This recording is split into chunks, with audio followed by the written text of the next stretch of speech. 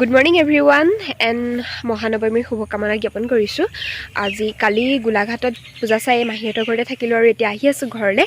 আৰু আজি ক'ত পূজা চোৱা হয় ভাবিছোঁ দীঘল ভিডিঅ' এটা আপলোড কৰোঁ। কালি ভিডিঅ' যিহেতু দিয়া নহ'লেই, গতিকে পূজা কেইদিনহে আৰু গতিকে ভিডিঅ'টো চাই গৈ থাকক। আজি ক'ত পূজা চোৱাগৈ হয় তেতিয়াহ'লে দেখুৱাই গৈ থাকিম আৰু। এয়া ট্ৰেইনৰ টিকেটৰ বাবে লাইন পাতি আছোঁ, কিন্তু আমি টিকেটেই নাপালোঁ। অৱশেষত আমি টিকেটবিহীনভাৱেই গোটেইখিনি জনশতাব্দী এক্সপ্ৰেছখনত যোৰহাটলৈ বুলি ৰাওনা হ'লোঁ। ইয়াৰ লগৰখিনি লেকচাৰ আৰু কেমেৰা দেখিয়া ভাস্কৰৰ পোষ্ট, পাছফালে অৱশ্যে চাহিলো আছে।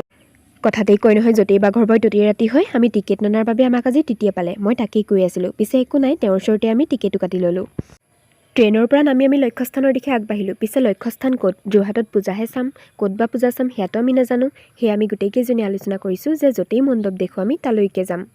পিছে আমাৰ দৰে মানুহখিনিৰ সুবিধাৰ্থে একেবাৰে ষ্টেচনৰ গাতেই লগাকৈ সজাইছিল অযোধ্যাৰ ৰাম মন্দিৰৰ ৰূপত এই ভাগ মণ্ডপ। চাওকচোন কিমান ধুনীয়াকৈ সজাইছে। আৰু আমি ভাবিলোঁ যে আমাৰ দৰ্শন এই ভাগৰ পৰাই আৰম্ভ কৰোঁ। সন্মুখতে দুই এখন ফটো তুলি আমি আগবাঢ়িলোঁ ভিতৰ ভাগলৈ।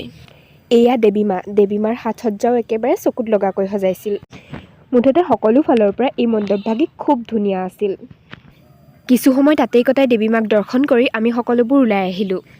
মণ্ডপৰ পৰা ওলাই আহি আমি কিনি ল'লোঁ আইচক্ৰীম, আৰু আইচক্ৰীম খাই আমি টাউনৰ দিশে আগবাঢ়িলোঁ। এইফালে আমি গোটেইসোপা জাকে জমে মণ্ডপৰ সন্ধানতেই গৈছোঁ, আৰু এইফালে গ'লে হেনো ভালেমানকেইটা মণ্ডপ পাম। বাটেৰে আহোঁতে বিশালখন দেখি তাতেই সোমাই দিলোঁ। পিছে আমি পূজা চাবলৈহে আহিছোঁ, সেই ভাবি একো নিকিনাকৈ বিশালৰ পৰা ওলাই আমি আকৌ ৰাওনা হ'লোঁ। এয়া সকলোৱে লেকচাৰ দি গৈ আছিল, আৰু লেকচাৰৰ বিষয়টো আছিল যে কোনে আজি কাক কি কিনি দিব। আৰু এইফালে আমাৰ আন এগৰাকী ব্লগাৰ অনিতা। বাটত গৈ থাকোঁতে আমি ফুচকা বেপাৰী দেখি ৰ'বই নোৱাৰিলোঁ। সেয়েহে গোটেইখিনিয়ে ফুচকা বেপাৰীজনক ঘেৰি ধৰি আমি ফুচকা খোৱাত ব্যস্ত হ'লোঁ। এয়া টাউনৰে আন এভাগ মণ্ডপ। চাওকচোন ইমান ধুনীয়াকৈ সজাইছে। যিদৰে বাহিৰবোৰ সজাইছে, ভিতৰৰ মাকো খুব ধুনীয়াকৈ সজাইছে। আৰু মাক দৰ্শন কৰি আমি তাৰ পৰা ওলাই আহিলোঁ। পূজা বা মেলা বুলি ক'লে জুমকা মেইন। কিনো বা নিকিনো, কিন্তু প্ৰতিযোৰ জুমকা চোৱাটো আমাৰ কৰ্তব্যই আছিল। তাৰ পিছতে খুব ওচৰতে আন এভাগ মণ্ডপ আছিল। চাওকচোন সন্মুখৰ ভাগৰ পৰাই ইমান ধুনীয়াকৈ সজাইছে। আগুৱাই গৈ মণ্ডপভাগ দেখিহে গম পাইছোঁ যে আন কিভাগ মণ্ডপতকৈ কিন্তু কোনো গুণেই কম নহয়। ইয়াতো খুব ধুনীয়াকৈ সজাইছে। লোকাৰণ্য পৰিৱেশৰ লগতে দেৱীমাক দৰ্শন কৰি আমি তাতেই কিছু সময় কটাই পুনৰ তাৰ পৰাও বিদায় ল'লোঁ। লাহে লাহে বেলি পশ্চিমলৈ গৈছে, আৰু মহানগৰীৰ ভিৰো লাহে লাহে বাঢ়িবলৈ ধৰিছে। যিদৰে বাঢ়িবলৈ ধৰিছে আমাৰ পেটৰ কলমলনিবোৰ। সেই পেটৰ আহ্বান শুনি আমি গ'লোঁ এখন ৰেষ্টুৰেণ্টলৈ। এই ৰেষ্টুৰেণ্টখনৰ বিশেষত্বটো হৈছে ইয়াত কেৱল ভেজহে পায়। গতিকে আমি ভেজ খোৱাকেইটা ওপৰলৈ আহিলোঁ, বাকী মাংসভোজীসকল কিন্তু তলতেই থাকিল। আমাৰ ভোক লাগি থকাৰ বাবে অৰ্ডাৰ কৰিলোঁ পাও ভাজি, আৰু খাই বৈ আহি আমি পালোহি ষ্টেচন। পিছে আমাৰ ট্ৰেইন অহালৈ এতিয়াও বহুত সময় বাকী আছিল।